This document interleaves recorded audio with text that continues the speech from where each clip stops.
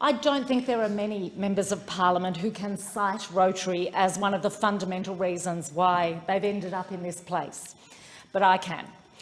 And so I'm thrilled to be able to speak on the 100-year anniversary of Rotary.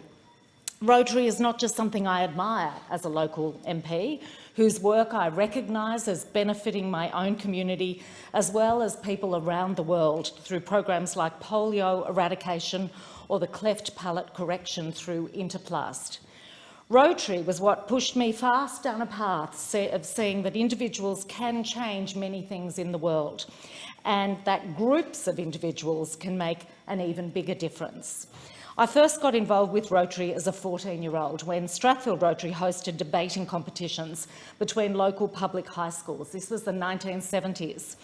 I learned a lot as a representative of Strathfield Girls High, and I also got to see my dad's involvement as a Rotarian, including as president, treasurer, the fate of every accountant in Rotary, and district treasurer. I helped establish an Interact Club and later a Rotaract Club. And then Rotary decided that I should go to RYLA, a Rotary Youth Leadership Award camp, one of those pivotal experiences. And really, it was my first visit to Springwood, which is now my own electorate at Blue Gum Lodge. And I still remember the people I met and the different perspectives that I got on leadership. And then I was a Rotary Exchange student, one of Rotary's most challenging but transformational programs. It's one of the reasons I'm here today. Rotary sent me to Mexico. This was 1981. Now, I didn't know what I was getting into, nor did the other Aussies heading across with me, and there would have been about 10 of us. I've kept in touch with many of them, and to a person, we know that the year living with generous Mexican families, making friends at school, travelling across the country and learning Spanish completely changed us profoundly. I shared the experience with people like former journalist Virginia Hausiger AM, technology entrepreneur and inventor Dr. Stephen Friskin, who won the 2018 Prime Minister's Prize for Innovation, TAFE policy expert James Warner, and education researcher Dr. Alison Reedy. I am clearly the underachiever of the group. No doubt they would all have achieved great things, no matter what, but the gift Rotary gave us was immeasurable, as it was for Ellie Saw, now doing her PhD in Newcastle around the carers of people with mental illness. Her year in Brazil was more than a decade ago and shaped her life thanks to Springwood Rotary Club, of which my father is still a member and I'm now an honorary member. Look, my parents were very proud to host Rotary Exchange students from South Africa and Brazil, and I've been proud to host them from Brazil and Germany. And all those students, now adults with their own careers, say that the Australian experience with Rotary was life-changing. So that's why we really need to mark this 100 years.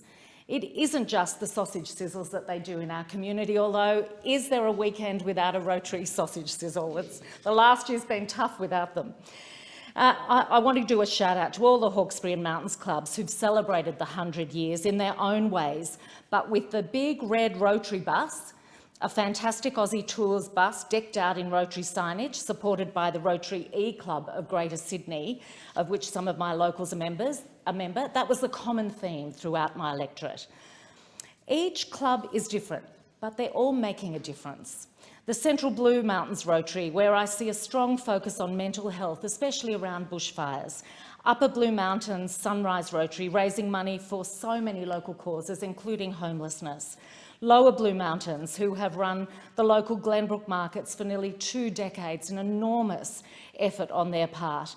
The Rotary Club of Katoomba, who continue to strongly support youth exchange. The Rotary Club of Springwood and their Music Among the Autumn Leaves that brings together Mountain School's talented musicians. The Rotary Club of Blackheath, with members working on bushfire recovery, in particular following the last terrible bushfires. And then the Hawkesbury Clubs, Richmond, with its commitment for years and years at the Hawkesbury Show. Windsor, who has an ongoing support for disadvantaged students, and Currajong North Richmond, with a very strong commitment to the Great Rotary Whitewater Duck Race. That's just a fraction of what these clubs do week in, week out. They're a big part of what makes our community strong. I wish them a happy 100th, and I hope they're going strong for another 100 years.